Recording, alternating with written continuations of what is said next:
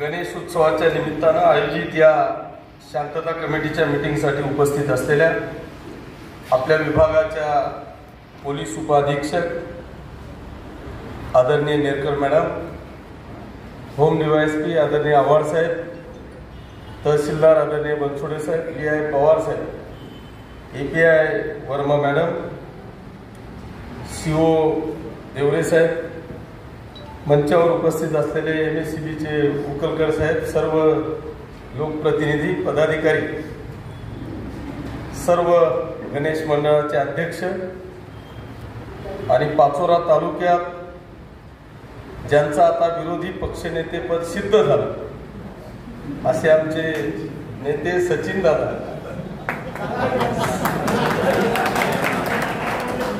अरे महाराष्ट्राला मिळालेलं नाही ते पाचोऱ्याला मिळालं.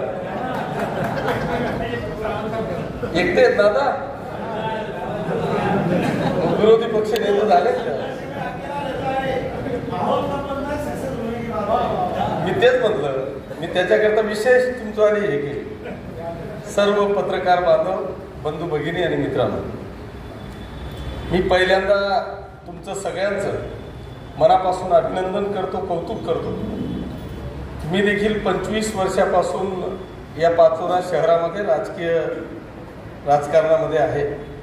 परंतु मला वाटतं अशी व्यापारी भवनामध्ये एवढ्या मोठ्या प्रमाणात शांतता कमिटीची मीटिंग ही पहिल्यांदा होते आहे. त्याच्यामुळे तुमचं सगळ्यांचं मी मनापासून अभिनंदन करतो. आमची शांतता कमिटीची मीटिंग 2-5 मुस्लिम 2-5 हिंदू पोलीस पीआयच्या कॅबिनमध्ये बसले की शांतता कमिटीची मीटिंग व्हायची. परंतु आज जवळपास सगळेच पोलीस पाटील, सगळे गणेश मंडळ या ठिकाणी दिसत आहेत. त्याच्यामुळे मी तुमचं खरोखर मनापासून अभिनंदन करत असताना अनेक प्रकारच्या सूचना सगळ्यांनी दिल्या. परंतु मला एक अभिमानाने सांगावंसं वाटतं की आजपर्यंत आपल्या या पाचोरा शहरामध्ये कुठल्याही प्रकारचं गालबोट न लागता अतिशय शांततेने आपले सगळे उत्सव, मग ते हिंदूंचे असू देत किंवा मुस्लिम समाजाचे असू देत, सगळ्यांचे उत्सव आजपर्यंत आपण शांततेत पार पाडले. त्याबद्दल तुमचे देखील मी मनापासून आभार मानतो. त्याच्यामुळे खऱ्या अर्थाने आपल्याला शांतता कमिटीची आवश्यकता नाही. परंतु खऱ्या अर्थाने नाव जरी शांतता कमिटीचे असलं तरी काही जे ऍक्सिडेंट घडतात किंवा दरवेळेस ज्या ज्या काही अडथळे आपल्या समोर येतात त्या अडथळ्यांना दुरुस्त करण्याच्यासाठी खऱ्या अर्थाने आजची ही मीटिंग आहे असं म्हटलं तरी वावगं ठरणार नाही. आणि म्हणून ज्या काही सूचना मग त्या पोलीस अधिकाऱ्यांनी दिल्या, एमएससीबीच्या अधिकाऱ्यांनी दिल्या किंवा रेव्हेन्यूनी, नगरपालिकेने दिल्या, या सगळ्या सूचनांचं जर का आपण तंतोतंत पालन केलं तर मला वाटतं कुठल्याही प्रकारची अडचण आपल्या ह्या मिरवणुकीच्या दरम्यान किंवा 10 दिवस निर्विघ्नपणे, जे गणरायांचं वाक्य आहे त्या निर्विघ्नपणे आपली ही उत्सव हा 100% साजरा होईल, यात मला कुठल्याही प्रकारची शंका वाटत नाही. मला वाटतं उकलकर साहेबांनी जी महत्वाची सूचना केली की आपण बऱ्याचदा आकडे टाकतो, आपल्या गणपतीला आपण ते देतो, म्हणजे लाईट घेतो. परंतु खऱ्या अर्थाने मला असं वाटतं की आपण सगळ्यांनी आपण जी काही देणगी देतो, भले आपण काहीतरी आपल्याला कमी करता येईल, यांच्यावर जी काही डिमांड नोट असेल याच्यातही आपल्याला एमएससीबीशी बोलता येईल. परंतु मागच्या काळात अशा काही घटना घडल्या की आपण आकडा टाकतो, त्या मंडळामध्ये पाऊस आला, आपण तिथे कुठेतरी बसलो आणि काही जर काही इन्सिडेंट घडला तर मात्र त्या तरुणाला किंवा तिथल्या कार्यकर्त्याला, मंडळातल्या एखाद्या भाविकाला कुठल्याही प्रकारची मदत मिळत नाही. म्हणून माझी खास करून सगळ्या मंडळाला या निमित्तानं विनंती आहे की आपण हे कनेक्शन घेताना डायरेक्ट आकडा न टाकता त्यांनी जे दिलेल्या सूचना आहेत त्या जर का आपण पार पाडल्या तर मला वाटतं एक चांगल्या पद्धतीची व्यवस्था आपल्याला त्या ठिकाणी करता येईल. मॅडमांनी सगळ्या चांगल्या सूचना आपल्याला या ठिकाणी दिल्या. या सगळ्या सूचनांचं जर का आपण तंतोतंत पालन केलं, मला वाटतं त्या दिवशी पुन्हा 5 तारखेला जल्लोष आणि 6ला आपलं विसर्जन आहे. त्याच्यामुळे तो एक मार्ग जर का आपल्याला काढता आला.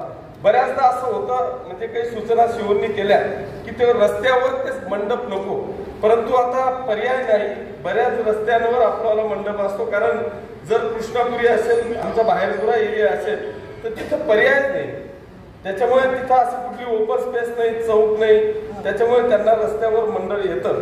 परंतु त्या मंडळाच्या मार्गे म्हणजे त्या मंडळाकडून आपल्या जुलूसचा मार्ग नसेल किंवा जिथून जुलूस निघेल तिथं आपला गणपती नसेल याच्याकरता परवानगी देताना जर का आपण ती काळजी घेतली तर मला वाटतं तो प्रश्न त्या ठिकाणी उद्भवणार नाही तर मग MSCBचा तो एक ताप, कारण प्रत्येक मंडळाची लाइटिंग असते आणि त्या रस्त्यावरून जर का तो जुलूस गेला तर मग ती लाइटिंग आणखी काढा किंवा ते एक दिवस आधी असं काहीतरी जर का किंवा मग मागे पुढे जर का करता येत असेल तर मला वाटतं ती एक जर आपल्याला विनंती आहे की जर तो जुलूस पण आपल्याला जर का मागे पुढे करता आला, जर करू शकणार असू तर ते खूप सोयीस्कर असेल.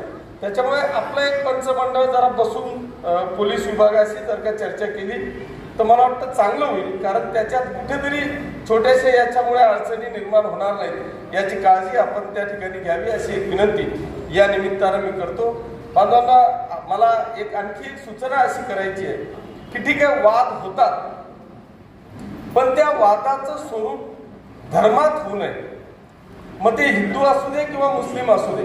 आता मागचा एक किस्सा आहे, इथं लोक बसलेले आहेत. मोहाडीला एक किस्सा झाला. तो व्यक्ती सरळ पोलीस स्टेशनला गेला, त्यांनी तक्रार दिली, समोरच्यावर कार्यवाही झाली.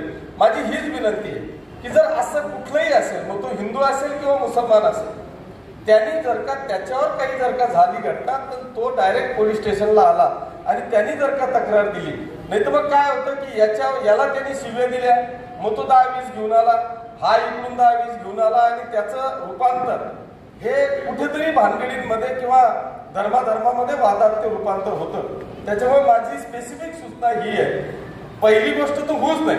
आणि समजा झालंही तर काही हिंदूंमध्ये मारामाऱ्या भानगडी होत नाही का? होतात ना. मग हिंदू आणि मुस्लिम काही वेगवेगळ्या नाही. जर अशी काही कुठली घटनाही घडली तर त्या दिवशी त्याच व्यक्तीने लगेच पोलीस स्टेशनला जर का कॉन्टॅक्ट केला आणि आपण कारवाई केली तर मला वाटतं एक चांगल्या पद्धतीचं तो भविष्यात येणाऱ्या काळामध्ये अशी काही म्हणजे जे काही धर्मामध्ये जातीमध्ये जो काही तेढ निर्माण होतोय तो तेढ निर्माण होणार नाही. त्याच्यामुळे ही देखील काळजी आपण त्या ठिकाणी घ्यावी. MSCBला मी या निमित्तानं विनंती करतो की आपण बऱ्यापैकी MSCBची व्यवस्था झालेली आहे. तुम्ही बी त्याला दोषी नाही, कारण सगळं आभाळच MSCBचं फाटलेलं आहे. कुठलाही कार्यक्रम आला की MSCBवर आपण तासंतास बोलतात किंवा समोरून येते. तर एक सूचना माझी या निमित्तानं आहे की 10 दिवस संध्याकाळी 5 वाजेपासून तर रात्री 12 वाजेपर्यंत कुठल्याही मंडळाची लाईट जाणार नाही, त्या गावाचीच लाईट जाणार नाही याची खबरदारी मला वाटतं आपण सगळ्यांनी पूर्ण तालुक्यात त्या ठिकाणी घ्यावी. कारण होतं काय की तुमचा नेमकं त्याच वेळेस मेंटेनन्स निघतो तेव्हाच काही बिलकुटाने निघतो. तर तसं 10-12 दिवस जे आहेत गणेशोत्सवाचे तर संध्याकाळी 5 वाजेपासून तर रात्री 12 वाजेपर्यंत MSCBची लाईट पूर्ण तालुक्यात कुठेही जाणार नाही याची खबरदारी मला वाटतं आपण जर का घेतली तर एक तो मोठा ताप त्या ठिकाणी कमी होतो. माझी सगळ्या मंडळांना आता मूर्त्या तर बुक होऊन गेल्या असतील, पण सगळ्या मंडळांना माहित नाही यांच्या डोक्यात काय चाललेलं आहे. पण त्या अशा मूर्त्या घेता 101 म्हणजे कधी 5 फुटाची तर आता दिसायलाच तयार नाही. कोणी 10 फूट, कोणी 15 फूट, याच्यात काय आनंद आहे मला माहित नाही. पण ते इतकं की ते सगळं विसर्जन करताना सगळ्या तारा ते मंडप. आता आमचं तर गंगाराम पाटील आले मूर्ती घ्यायला. मला वाटतं सगळ्यात मोठी आमचा नगरसेवकच आहे. 25 फूट मूर्ती असेल. सेम परिस्थिती त्या भडगाव शहरात ते आझाद मित्र मंडळ आहे. त्या आझाद मित्र मंडळाचं मला शेवटी एक नगरदेवळा कमान माहिती आहे भडगावची. ती नगरदेवळा कमान मला तोडावी लागली. मग त्या कमानीतून पण जात नाही, मला नवीन कमान उभी करावी लागली आणि त्याच्यातून ते गणपती त्याच्यावरती असतं आणखी काहीतरी. माझी विनंती आहे की आपल्या भावना महत्वाच्या आहेत. या भावना जर का आपल्या शुद्ध असतील मग आपल्या देवाऱ्यातला गणपती पण आपला 2 इंचाचा असतो. त्याच्याकरता एवढा 25 फुटाचाच गणपती पाहिजे तरच तो पावतो असं नाहीये. म्हणून माझी सगळ्या गणेश मंडळाच्या अध्यक्षांना या निमित्तानं विनंती आहे. आता तुमच्या मूर्त्या बुक झाल्या असतील त्याच्यामुळे माझं बोलणं व्यर्थ आहे, पण निदान येणाऱ्या काळात भविष्यात आपण त्या मूर्तीच्या, कारण बऱ्याचदा असं होतं की मूर्त्या आणता कधी पाय तुटतो, कधी सोंड तुटते, कधी हात तुटतो. म्हणजे आपणच आपल्या मूर्तीचा किंवा आपल्या दैवताचा आपणच विटंबना करतो असं म्हटलं तरी वावगं ठरणार नाही. आज ठीक आहे, सुदैवाने आपल्या बोळा धरणाला पाणी आलं, जर पाणी नसेल तर शिवसाहेबांनी सांगितलं तसं तुम्ही ती मूर्ती बुडवणार कुठे, तिचं विसर्जन कुठे करणार? म्हणजे आपणच आपल्या दैवताचं विटंबना करतोय असं म्हटलं तरी वावगं ठरणार नाही. आणि म्हणून माझी सगळ्याच बांधवांना या निमित्तानं विनंती आहे की आपण येणाऱ्या काळात तरी आपल्या मूर्तीची उंची घटवावी आणि आपल्या विचारांची उंची वाढवावी असं मला या ठिकाणी खास करून सांगावं वाटतं. त्या माता भगिनींची जी म्हणजे मॅडमांनी जी इच्छा व्यक्त केली की सगळ्या भगिनींनी त्या ठिकाणी सगळ्या आजपर्यंत डॉक्टर बाबासाहेब आंबेडकरांची जयंती पाहिलेली आहे. डॉक्टर बाबासाहेब आंबेडकरांची जयंती म्हणजे आमचं दैवताची जयंती पुण्यतिथी आहे की काय असं समजून घराला कुलूप लावून आपल्या मुला बाळांसह त्या मिरवणुकीमध्ये सहभागी होतात. त्यांचं खरोखर मी मनापासून अभिनंदन आणि कौतुक करतो की जे आपल्याला स्वतःला दैवत समजतात. आपण काय इन्व्हॉल्व्ह होत नाही, पण ती वस्तुस्थिती आहे की आमच्या मनामध्ये जी भीती आहे की इथे दारू पिऊन नाचतात, इथे काहीतरी भानगडी होतील का काय. नाही तर पूर्वी मी देखील पाहिलेलं आहे, पाचोरा शहरामध्ये छत्रपती शिवाजी महाराजांची जयंती मिरवणूक निघायची त्यावेळेस प्रत्येक घरातली आमची माता भगिनी बाहेर निघून महाराजांचा पूजन करायची, रांगोळ्या टाकायची, फुलं टाकायची. परंतु आता तो विषय कुठेतरी लयात जाताना दिसतोय. तुम्ही चांगली सूचना मांडली. माझी खरोखर या निमित्तानं विनंती आहे की तुम्ही तुमच्या मनात जर का तो तसा धाक धोका असा काही असेल, पण त्याच्याकरता एक महत्वाचा विषय आणखी असा असतो की आपल्याला जसं नगरदेवळाला त्या नगरदेवळकरांचं मी खरोखर मनापासून अभिनंदन करेल. त्यांनी 2-5 वर्षापासून अशी प्रथा पाडली, एक गाव एक गणपती. मग तो जर का एक गणपती असेल तर ह्या महिला येतील.